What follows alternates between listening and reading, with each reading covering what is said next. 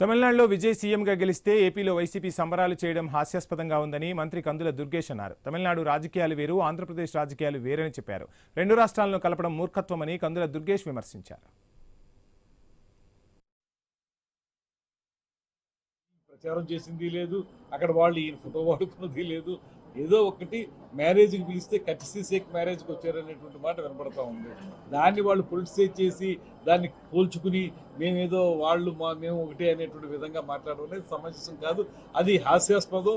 దానికి ఏంటంటే ఏదో చెప్తారు కదా, ఊళ్ళో ఎవరికో పెళ్ళి అవుతుంటే ఇంకేదో వాళ్ళు ఆనందం పడ్డాయి అనేటువంటి విధంగా ఉంటుంది. అటువంటి విధానంగానే చూడాలి తప్పితే దాన్ని అక్కడ జరిగినటువంటి కండిషన్స్ వేరు, ఆ పొలిటికల్ సిచ్యువేషన్స్ వేరు, ఇక్కడ పొలిటికల్ సిచ్యువేషన్స్ వేరు. దాన్ని వాళ్ళు అన్వయించుకోవడం అనేది మూర్ఖత్వం అవుతుందనేటువంటి మాట. ఇక్కడ రాజకీయ నేపథ్యం వేరు, అక్కడ రాజకీయ నేపథ్యం వేరు. అలా పోల్చడం అనేది సరైనది కాదు. అలా అయితే ప్రతి రాష్ట్రంలో చాలా రకాలుగా జరుగుతూ ఉంటాయి. అవన్నీ మనం రాష్ట్రానికి అన్వయించుకోవడం, పోల్చుకోవడం అనేది కరెక్ట్ కానే కాదు.